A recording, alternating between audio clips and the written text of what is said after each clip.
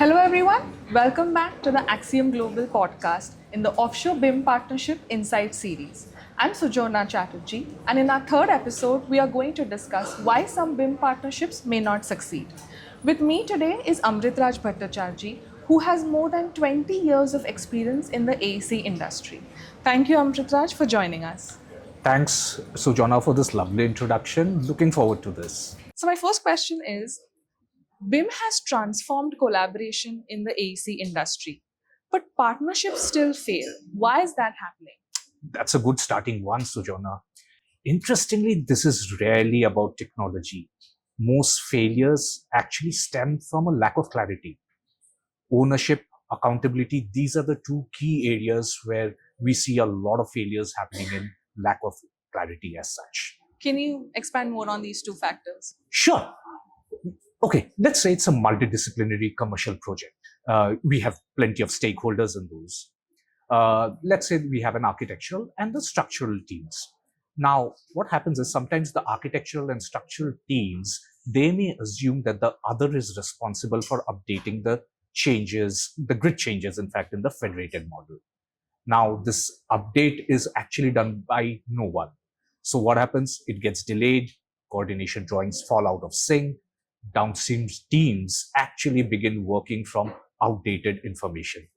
When roles are not clearly defined from day one, teams make assumptions, and assumptions actually lead to a lot of these failures that we see. Let's dig into that. What does unclear ownership actually look like on a live project? It really shows up in subtle ways. Some things like delayed model updates, unresolved clashes, duplication of work. If no one clearly owns a task or deliverable, it is always going to be in limbo. Now, okay, let's say a clash exists between the HVAC ducting and the structural beams. This may have been identified in the during coordination, but if responsibility is not assigned to who is going to resolve it, then what happens? It just simply again reappears in the next meeting, unresolved and repeated. BIM is highly interdependent. One discipline's delay impacts everyone else's. How does that cause a ripple effect? Good one. Actually, I'll take an instance here. Let's say the MEP team delays issuing an updated ceiling layout. Now, it means that the architectural team cannot finalize the reflected ceiling plans, which then impacts quantity takeoffs, procurement schedules. Without a defined accountability, momentum in a project is lost very quickly. On fast-track projects, what we see is a 48-hour lag to ownership clarity can ripple across schedules. It affects procurement, site coordination, eventually client reporting as all. Look, this whole thing works as a chain, right? So after all, we know that a chain is only as strong as its weakest link. Another common issue is partners using different tools. Isn't interoperability supposed to solve that? It should have. In theory, yes. In practice, not really always. The devil really exists in the details. If some teams are working in different software ecosystems without agreed exchange protocols, it will always create a friction. Now, let's say one of the partner is working on Revit. The other partners, let's say, use a different software and exports that to an IFC file. Now, what will happen is that the objects will start losing parameters, families will not translate correctly, model intelligence is actually diluted and even at times completely lost. What about productivity then? Actually, file conversions, data loss, manual adjustments, all these are eating into productivity. Look, for instance, teams may spend hours reassigning materials, remapping shared parameters, correcting object classifications instead of actually progressing the design coordination. Successful partnerships align on tools very early during the project, or at the very least, define the clear integration workflows. Ideally, this alignment should be documented in the BEP, the BIM execution plan. not decided informally mid-project. Many BIM partnerships today are global. How much does geography contribute to breakdowns? Actually, quite a bit. We all know the advantages of global delivery. It offers scale, it will offer you efficiency, but at the same time, it introduces time zone gaps. It also introduces communication delays. Without structured reporting systems, overlapping hours, and a clear escalation path, small coordination issues can actually start growing and create a bigger problem. And I'm sure then that creates blunders in the long run. Absolutely. Let's say a modeling query is raised by the offshore team at the end of their day. This may not be really reviewed by the onshore lead until next morning. Now, this results in a 24-hour delay for what really should have been a 10-minute clarification. Now, in BIM, we need continuous dialogue. It cannot operate on fragmented sets of information or silos. Constant, regular, informed dialogue drives delivery.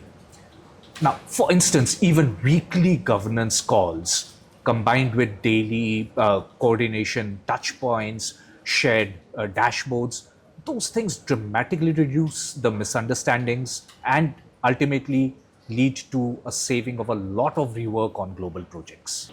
You mentioned governance there. What role does governance play in preventing these failures? A very critical one, Sujana.